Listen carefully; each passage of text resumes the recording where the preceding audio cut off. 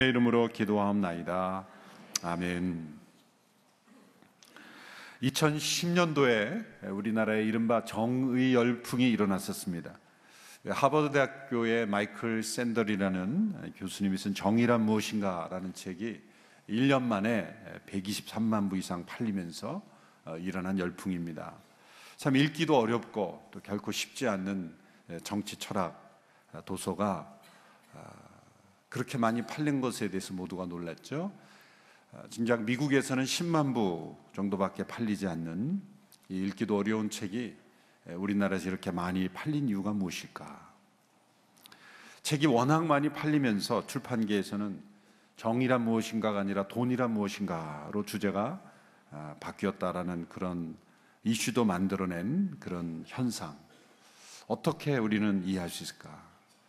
저는 두 가지로 생각할 수 있다고 생각합니다. 우리나라 사람들의 마음속에 우리나라가 정의롭지 못한 사회다라는 그런 밑바탕의 의식이 있었기 때문이 아닌가 생각합니다. 그 어간에 이루어진 어느 설문조사를 보면 실제로 우리나라가 정의로운 나라다라고 생각하는 사람들은 5%에 불과했습니다. 59%가 우리나라는 정의로운 국가가 아니다, 오히려 법을 지키면 손해보는 사회다라는 인식을 가지고 있었다는 거죠.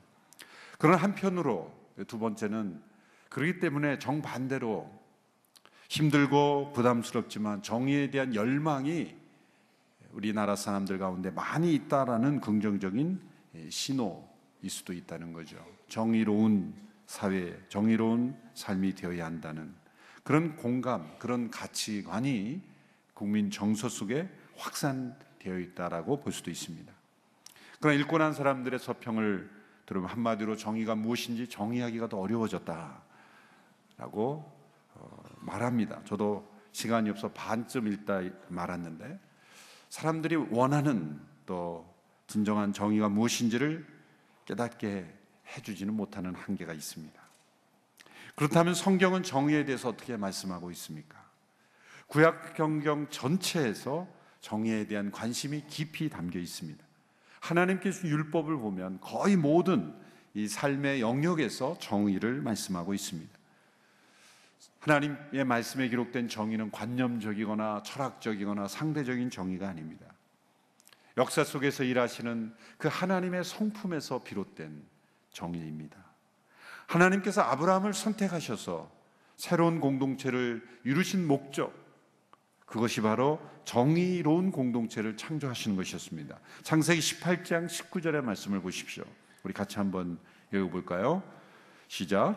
내가 아브라함을 선택한 것은 아브라함이 그의 자녀와 그의 집안 자손들에게 명해 여호와의 길을 지켜 의와 공의를 실천하게 하기 위한 것이다.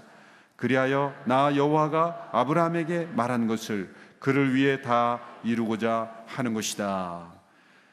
하나님께서 아브라함을 택하셔서 그의 후손들로 새로운 공동체를 이루게 하신 것은 의와 공의를 실천하게 하려는 것이다. 의와 공의라는 단어가 성경에는 항상 같이 나오는, 수십 번 이상 같이 나오는데 그것은 잠시 후에 다시 설명해 드리겠습니다. 아브라함을 택하시고 이스라엘 백성을 형성하게 하신 것도 정의를 위해서, 출애굽도 하나님의 정의를 행하신 것입니다.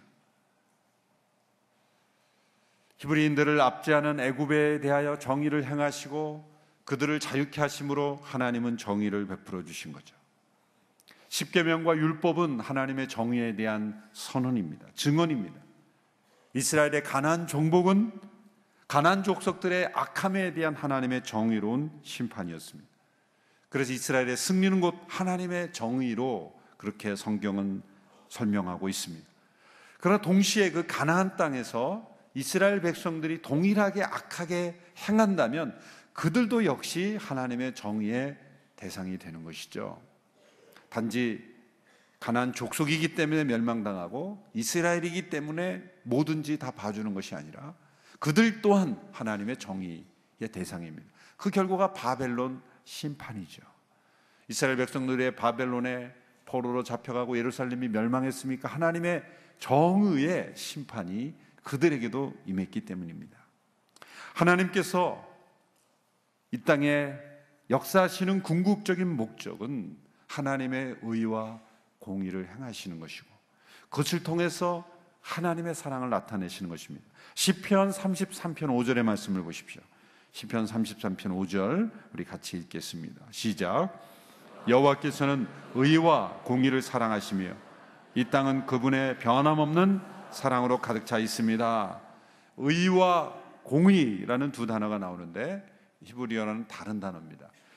이 공의는 정의, 이렇게 같은 단어로 사용될 수 있죠. 앞에 나오는 의는, 이 짜데크라는 것은 올바른 관계, 마땅히 있어야 될 그 관계적인 의를 설명하는 거예요.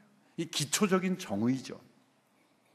뒤에 나오는 공의 혹은 정의라고 하는 것은 문제가 생겼을 때나 잘못되었을 때 심판을 하거나 올바로 교정해 주시는 그런 정의, 우리가 말할 때 심판에 해당되는 그런 정의, 공의를 설명하는 겁니다. 미슈파트라고 하는.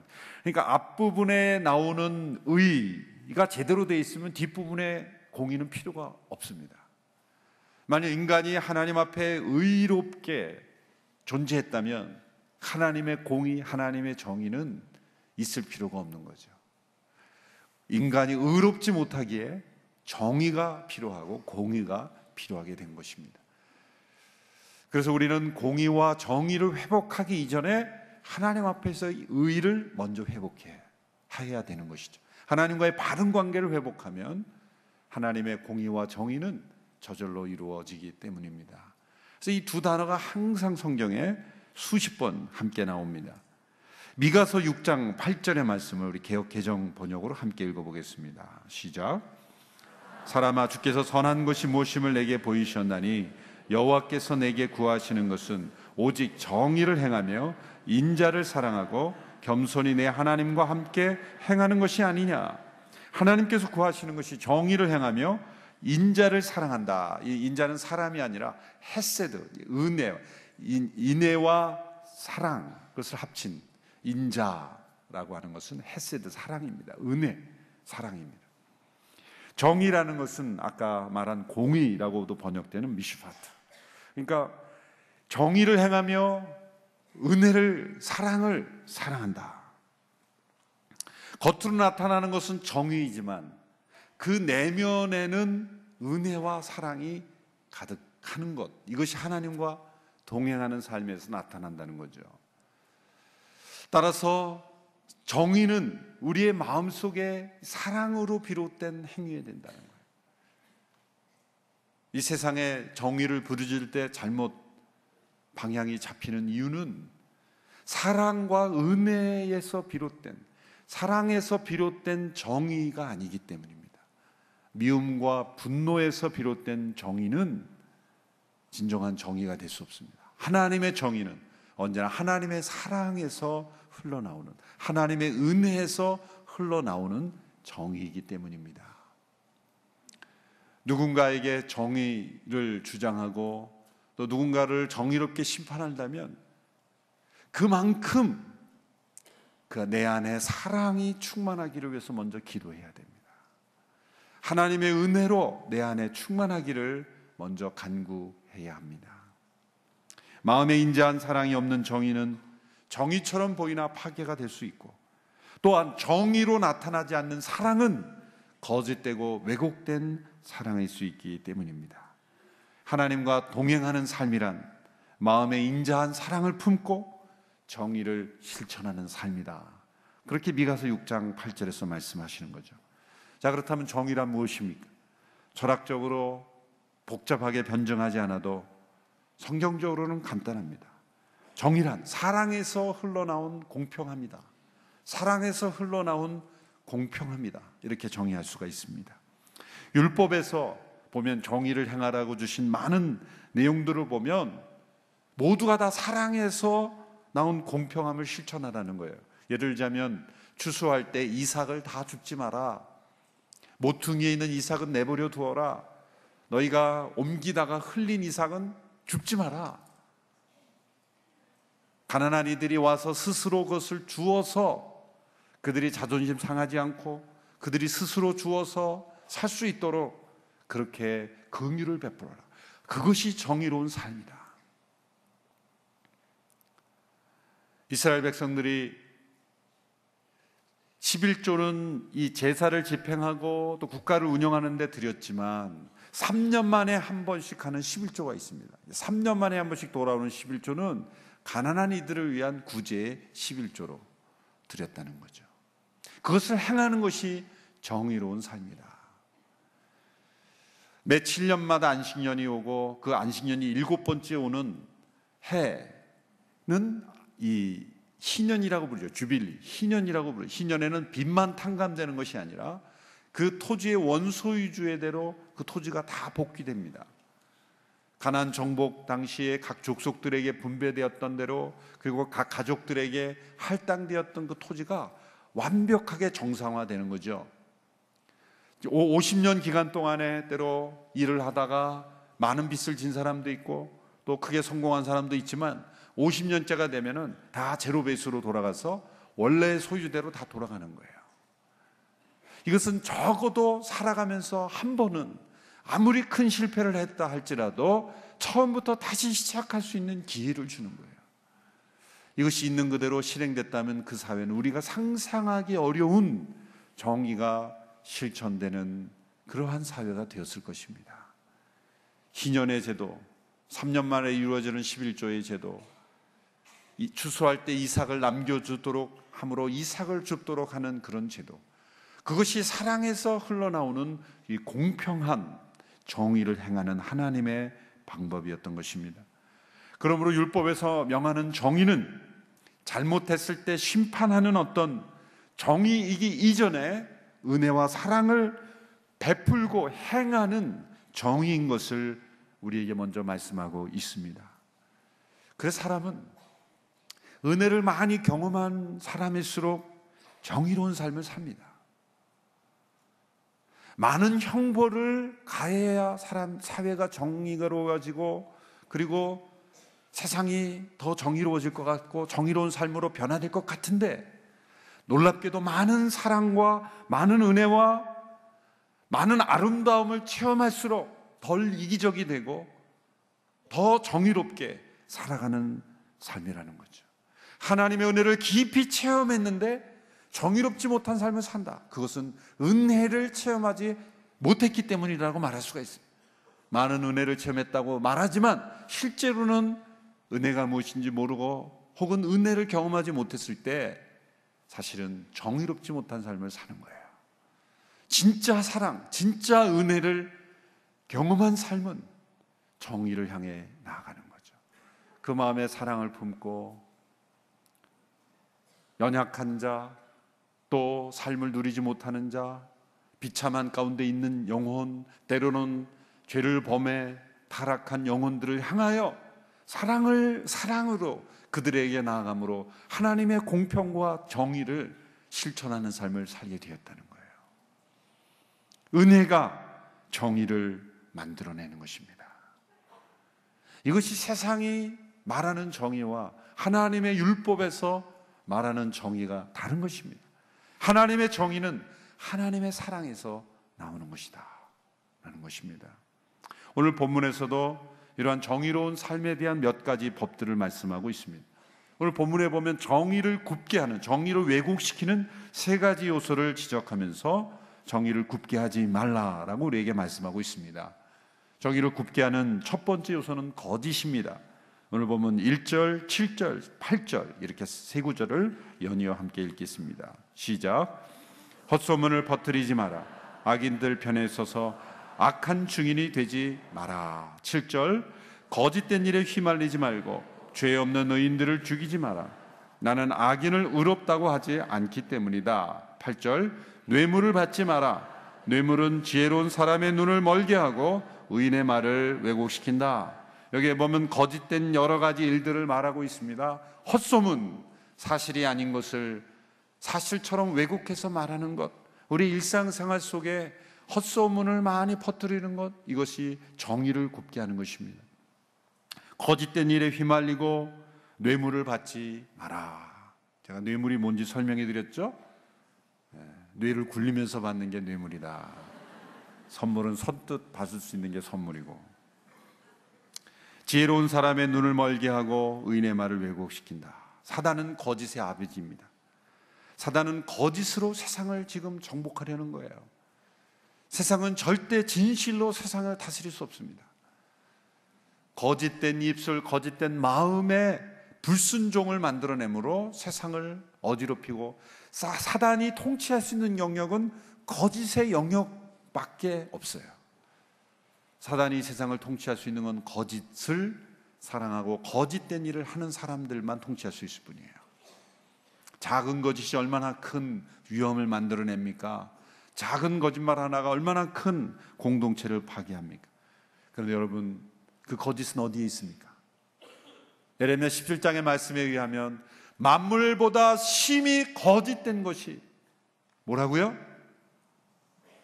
인간의 마음이라.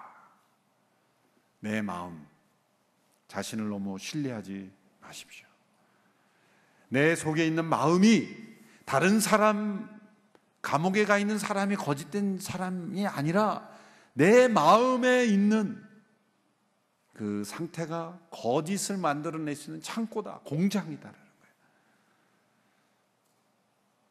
그리스도로 말미암아 십자가에서 변화된 구속된 심령, 그 심령에도 거짓이 끊임없이 일어날 수 있다는 거예요. 만물보다 심히 부패하고 거짓된 것이 인간의 마음이다. 그러므로 정의는 우리 마음속에 있는 거짓을 제거하는 것부터 시작되는 거예요. 정의로운 사회, 정의를 구현하려고 하는 어떠한 목소리보다도 내 안에 있는 거짓을 제거하는 목소리가 더 커야 그것이 진정한 정의로운 사회예요. 어느 교회의 표를, 저희 교회는 낮은 건 더 낮은 것으로 이렇게 좀 점잖게 표를 만드는데, 어느 교회에 한 해 표가, 몇 년째 표가 뭐였냐 그랬더니 너나 잘해. 너무 강렬한 표현했더니 너나 잘해. 너무 재미있는 교회인 것 같습니다. 만물보다 심히 거짓된 것이 우리의 마음이다. 우리 마음에 거짓을 제거하는 것이 바로 정의의 시작이다. 두 번째, 정의를 굽게 하는 요소는 이 편협함 혹은 치우침입니다. 오늘 치우치지 말 것을 설명하면서 2절, 3절, 6절에 보면 이렇게 설명합니다. 2절 말씀 같이 읽어볼까요? 시작. 군중을 따라 악을 행하지 마라. 내가 법정에 서서 증언을 할 때 다수의 편에 서서 공의를 그르치는 일이 없게 하여라. 군중을 따라 다수의 편에 서서 많은 사람들이 지지하면 옳다고 생각해요. 역사를 보면은 많은 사람들이 옳다고 해서 옳은 게 아니었다라는 것이 역사가 증명해요. 소위 다수결의 함정에 빠질 때가 얼마나 많습니까? 민주주의의 최고의 위험은 이 포퓰리즘이라 하죠. 많은 사람들이 지지하면 옳다고 생각하는 거예요. 역사를 돌이켜보면 많은 사람들이 지지했지만 그것이 옳은 것이 아니었다라는 것이 증명되지 않습니까? 다수의 편이라고 치우치지 마라. 많은 사람들이 그렇게 생각하고 따른다 할지라도 그것을 절대 옳다고 생각하지 마라. 다수가 정의를 굽게 할 수 있다는 거예요. 다수결은 진리가 아닙니다. 다수결이라고 해서 반드시 진리라고 볼 수는 없어요. 또 3절, 6절을 보십시오. 또 다른 치우침의 위험입니다. 3절 시작. 또 가난한 사람이라고 해서 편드는 일도 없도록 하여라. 6절 시작. 너는 소송에서 가난한 백성이라고 해서 편들어서는 안 된다. 성경을 잘못 읽은 것 아닌가 이렇게 생각할 수 있죠. 하나님은 가난한 자를 얼마나 사랑하십니까? 성경 전체에 보면 가난한 자를 돌보고 구제하는 명령이 수도 없이 나옵니다. 예수님께서는 가난한 자에게 한 것이 곧 나에게 한 것이다, 그렇게 말씀까지 하셨어요. 그러나 가난한 사람이라고 해서 반드시 옳은 것이 아니다. 무조건 편들어서는 안 된다. 부유하다고 해서 반드시 잘못된 것이 아니고 가난하다 해서 반드시 옳은 것이 아니다. 치우치지 말라. 편협함, 치우침이 정의를 굽게 한다. 하나님께서는 사회적 약자를 사랑하시고 배려하십니다. 그러나 약자도 거짓되면 심판하신다는 거예요. 약자라고 해서 그것이 무기로 되어 공평을 무너뜨리면 정의를 굽게 하는 것이다. 하나님이 얼마나 이 균형을 강조하시는지 모릅니다. 가난한 자라고 해서 편든 일이 없도록 하라. 재판할 때 가난한 자가 무조건 옳은 것이 아니다. 이러한 하나님의 정의, 그것은 치우치지 않는 균형입니다. 세 번째, 정의를 굽게 하는 요소는 미움입니다. 4절 5절에 보면 아주 재미있는 말씀이 있는데요, 정의를 굽게 하는 세 번째 요소가 미움이라고 왜 말할 수 있습니까? 진정한 정의는 사랑과 긍휼과 은혜에서 비롯된 공평함이기 때문에 우리의 마음속에 미움으로 치우치는 순간 우리는 정의를 굽게 할 수 있는 겁니다. 4절 5절의 말씀을 함께 읽어보겠습니다. 시작. 내 원수의 소나 나귀가 길 잃은 것을 보면 반드시 주인에게 데려다 주어라. 내가 만약 너를 미워하는 사람의 나귀가 짐이 너무 무거워 주저앉아 있는 것을 보면 거기 그냥 놔두지 말고 반드시 도와 일으켜 주어라. 자, 원수의 소와 나귀가 길을 잃었어요. 이걸 어떻게 분별할지 잘 모르겠지만 어쨌든 딱 보니까 원수의 나귀예요. 원수의 소예요. 길을 잃고 있어요. 원수는 그 소와 나귀를 찾으러 다니는데 내 앞에 딱 그 소와 나귀가 나타난 거예요. 그럴 때 여러분 어떻게 해야 되느냐는 거예요. 그 주인이 원수지만 그 원수에게 찾아다 주어라. 이건 뭡니까? 사랑을 행하는 것이고 은혜를 베풀어 주시는 거, 관계를 회복할 수 있는 어떤 계기가 되는 거죠. 원수였지만 그 원수의 소와 나귀를 찾아둠으로써 원수가 마음에 녹아지는 어떤 회복이 일어날 수 있겠죠. 그것이 정의라는 거예요. 원수의 소와 나귀를 찾아주는 거예요. 여러분, 원수의 소와 나귀가 여러분 눈앞에 있을 때 어떤 마음이 듭니까? 혹시 이런 마음 안 드세요? 몰래 바베큐 해 먹고 싶은 마음이 안 드세요? 정의가 아니라는 거예요. 미워하는 사람, 나를 너무 미워하는 사람의 지금 나귀가 짐이 너무 많아서 못 일어나고 누워 있어요. 일으켜 주어라는 거예요. 혹시 그 나귀의 다리를 밟고 지나가고 싶은 생각이, 못 일어나게 살짝 밟고 지나가고 싶은 생각이 들지 않을까요? 그런 미움과 분노가 있다면 그 정의를 굽게 한다는 거예요. 얼마나 세상과 다른 정의입니까? 이 세상의 정의는 원수는 복수하고 나를 미워하면 같이 증오해서 싸우는 것이 정의라고 생각해요. 그래서 옳은 것을 주장하면서 서로 피 흘리고 싸우는 거예요. 원수의 소와 나귀가 넘어지면 일으켜주고, 그리고 길을 잃고 있으면 찾아주어라. 그것이 정의예요. 미국의 흑인 인권을 위해 인종차별 폐지 운동을 일으켰던 마틴 루터 킹 목사님이 강조했던 것은 분노와 미움이 아니라 사랑과 용서였습니다. 인종차별을 철폐하는 것은 그런 정의의 행동이었지만 그 마음속에는 사랑과 용서가 가득했습니다. 그분의 이 설교를 모아놓은 Strength to Love라는 그 책을 보면 대부분이 다 사랑과 용서를 강조하는 책이었어요. 그런 백인을 미워해야 된다, 백인에 대한 분노로 인종차별을 외치지 않고 우리를 학대하고 우리를 미워한 그들을 우리는 사랑해야 한다라고 흑인들에게 호소한 거예요.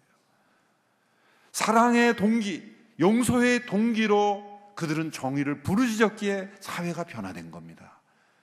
그래서 미국의 국경일 중 하나가 마틴 루터 킹, 그분을 기념하는 국경일이 된 겁니다. 만일 그분이 백인에 대한 미움에서 인종차별 운동을 행했더라면 미국은 변화되지 못하고 더 혼란스러운 나라가 될 것이고, 루터킹 목사님은 그렇게 훌륭한 인물로 기념되지 못했을 것입니다. 오늘 이 시대에 동일한 정의로운 어떤 제도를 개혁하고 개혁을 부르짖는 많은 정의로운 외침들이 많지 않습니까? 그런데 왜 사회가 변화되지 않죠? 진정한 사랑과 용서에서 비롯된 정의가 아니었기 때문입니다. 출애굽기 23장 9절에도 또 정의를 굽게 하는 그런 내용들이 나오죠. 9절 시작. 이방 사람을 억압하지 마라. 너희도 이집트 땅에서 이방 사람이었으니 이방 사람의 마음을 잘 알 것이다. 자, 원수에 대한 미움이 정의를 굽게 하고 또 이방 사람에 대한 무관심이 정의를 굽게 하는 겁니다. 이방 사람을 억압하지 마라. 자, 억압이란 애굽이 이스라엘 백성을 해결했던 것처럼 직접적인 가혹행위가 될 수도 있겠죠. 그러나 보이지 않는 무관심과 냉대도 억압이 될 수 있습니다. 우리가 러빙 유 캠페인을 하면서 따뜻한 시선, 우리에게 낯선 이들을, unfamiliar한, 친숙하지 않은 이들을 따뜻한 눈으로 바라보는 것이 진정한 정의입니다. 특별히 이방 사람, 여러분, 제가 여러 번 말씀드렸지만 전 세계에서 인종차별이 가장 심한 나라 중에 하나가 우리나라예요. 과거 백인들이 흑인을 차별하고 학대한 것, 그 정도의 현상은 아니지만 보이지 않는 냉대와 무관심과 배척이 우리나라 사람들이 심합니다. 이방 사람을 우리는 억압하지 않았다라고 말할지 모르지만 우리 시선부터 이 땅의 많은 이방인들을 억압하고 있어요. 여기서 이방 사람들은 꼭 외국인 노동자들만을 의미하지 않습니다. 사회에 이방인이 된, 소외된 이들도 의미하는 거죠. 같은 민족, 같은 나라 백성이지만 우리의 무관심과 냉대로 소외된 많은 이들이 있습니다. 그들을 향하여 따뜻한 시선을 품지 않는 것도 정의를 굽게 하는 것입니다. 가장 성경적이면서 복음적이면서도 사회 선교로 미국의 가장 영향력 있는 교회인 이 세이비어 처치가 있습니다. 워싱턴 DC에. 그 교회 고든 코스비 목사님은 낮은 곳으로 향하는 제자도에 대해서 이렇게 설명했습니다. 우리 사회의 밑바닥에는 가난하고 무력해서 자신의 생각이나 재능을 꽃피우지 못한 사람들이 있습니다. 그들의 삶의 자리는 쓰레기 처리장 있습니다. 그들은 그들을 지켜줄 사람, 그들의 권리를 대변해줄 단 한 사람도 없어 속으로 한을 사귀고 삽니다. 우리는 그들을 감옥이나 병원에서 만날 수 있습니다. 그들의 자녀들은 복지기관에서 만나게 됩니다. 그들은 사회에 귀찮은 존재입니다. 많은 사람들은 편안한 자리에서 눈을 내리깔고 한심한다는 듯이 그들을 바라봅니다. 그러나 만일 버림받고 십자가에 매달리신 그리스도를 만난다면 당신은 순식간에 그분의 제자가 될 것이며 당신이 그동안 만끽했던 모든 특권과 지위와 기회를 내려놓고 그 운동에 동참하게 됩니다. 위를 향한 운동이 아닌 아래를 향한 운동이, 낮아질 대로 낮아져 더 이상 낮아질 수 없을 때 당신은 오직 그리스도께 기대게 됩니다. 낮아질 대로 낮아질 때래야 그동안 외면했던 이들을 볼 수 있게 됩니다. 저는 이 마지막 문장의 마음에 우리 교회에 주시는 표와 너무 같았습니다. 낮아질 대로 낮아질 때래야 우리는 그동안 외면했던 일을 볼 수 있게 된다는 거예요. 왜 우리 눈에 그들이 보이지 않습니까? 낮은 곳으로 가지 않았기 때문입니다. 우리가 낮은 곳, 더 낮은 곳으로 갈 때 우리 눈에 보이지 않았던 이방인들이 보이게 될 것입니다. 우리 사회의 이방인이 된 이들, 우리에게 무관심과 냉대를 받고 있던 그들이 보이게 될 것입니다. 우리의 마음속에 이러한 미움은 아니지만 무관심과 냉대가 있다면 우리는 정의를 굽게 하는 삶을 살고 있게 되는 것입니다. 우리 정의를 굽게 하는 거짓을 내어쫓는 우리 모두가 되기를 축원합니다. 정의를 굽게 하는 이 치우치고 편협함을 우리가 내어쫓게 되기를 바랍니다. 정의를 굽게 하는 이런 미움과 무관심과 냉대를 우리의 마음속에 내어쫓음으로 인해서 하나님의 정의가 사랑에서 흘러나오는 하나님의 공평함이 우리를 통해 이 세상 속에 흘러가는 우리 모두가 되기를 주님의 이름으로 축원합니다. 기도하겠습니다. 하나님 아버지, 정의가 굽어진 이 세상 속에 살고 있습니다. 정의를 부르짖지만 사랑이 없는 정의로 때로는 세상이 파괴되고 무너지고 공동체가 깨어집니다. 주님, 우리 모두가 사랑에서 흘러나온 공평함으로 이 세상을 정의롭게 변화시키는 우리 모두가 되게 하여 주옵소서. 예수님의 이름으로 기도하옵나이다. 아멘. 다 같이 자리에 일어나셔서 함께 봉헌 찬양 드리겠습니다.